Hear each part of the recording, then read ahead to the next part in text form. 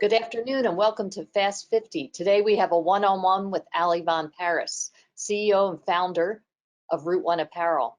I was thrilled that Ali agreed to do this virtually, of course, because I've known her for years. I've been following her company and seeing their fast growth over the years, and her incredible story as an entrepreneur I thought would be perfect for this event. So I was hoping today to just ask her a few questions to talk about how she started out and where she's going.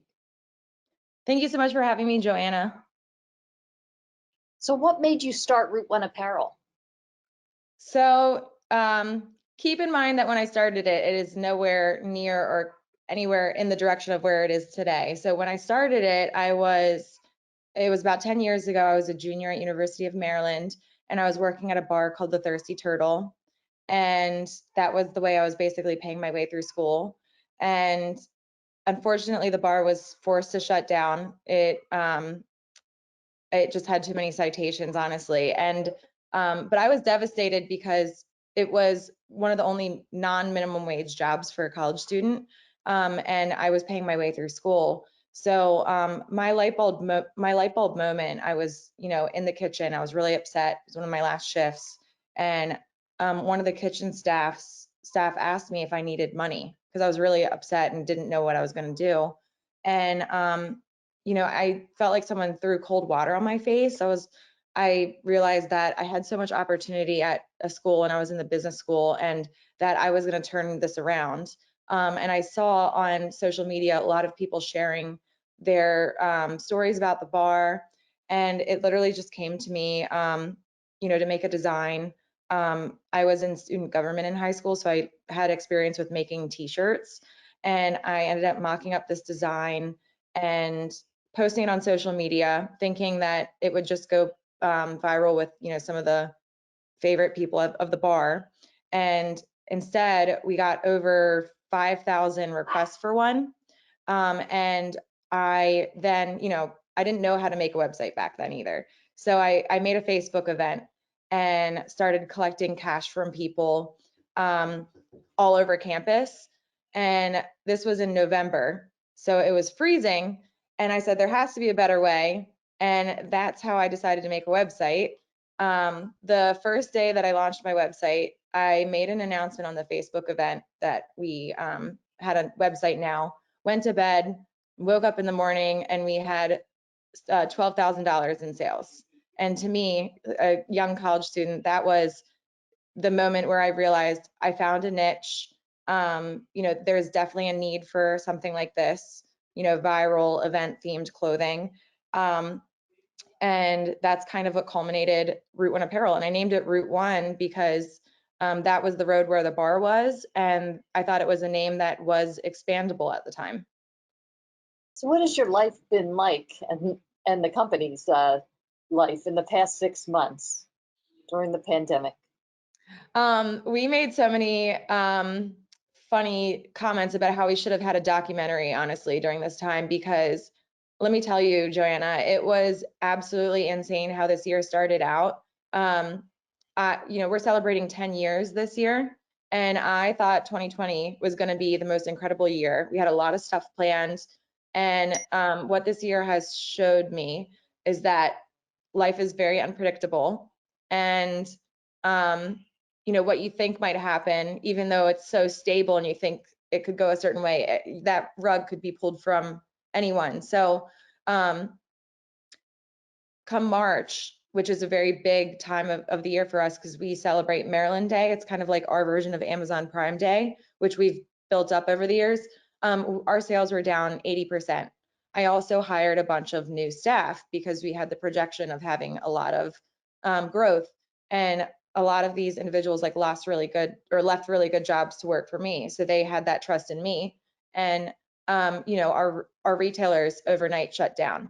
Over 100 stores shut down. And that is a big portion of our business. And so, yeah, we lost over 80% of our sales.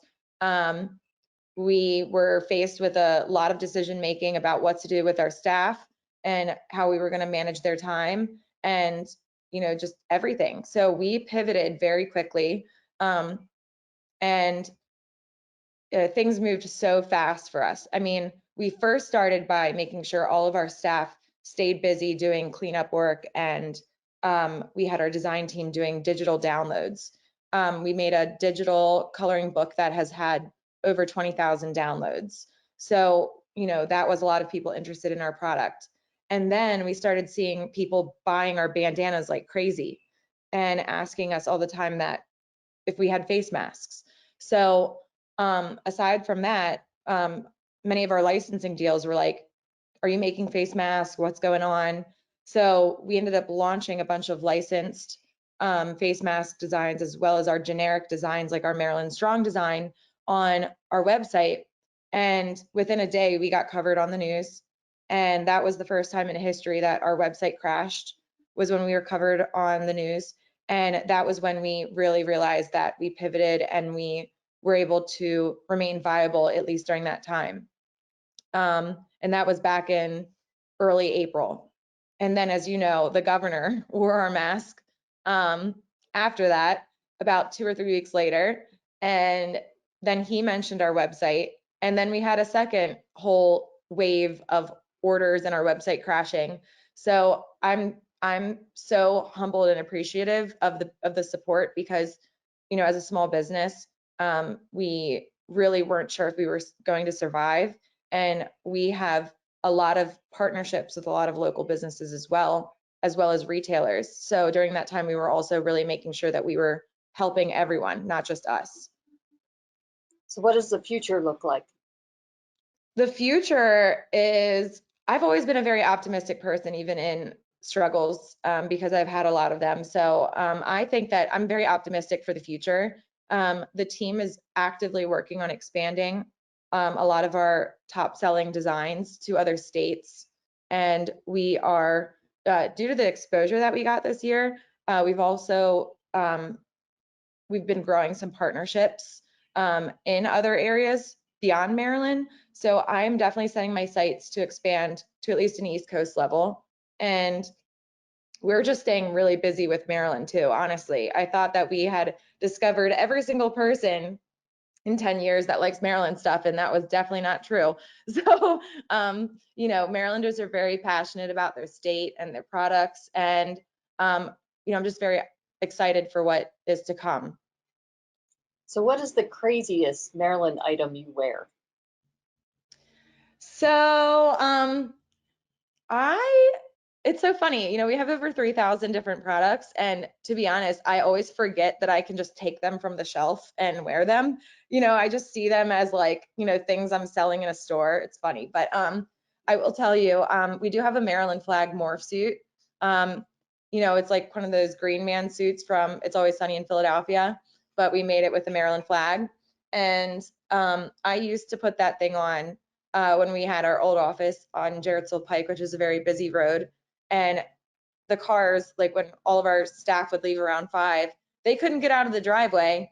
So I would put that thing on to flag down traffic and allow everyone to pull out of the driveway. So I think that's probably the craziest thing I've worn personally that we own. And I think that also is the craziest thing that we make. So. Well, I want to thank you for taking the time today to talk with me. I look forward to seeing you in person, hopefully in the near future, and good luck. Thank you, Joanna. Thanks so much for having me. All right, thanks, Allie.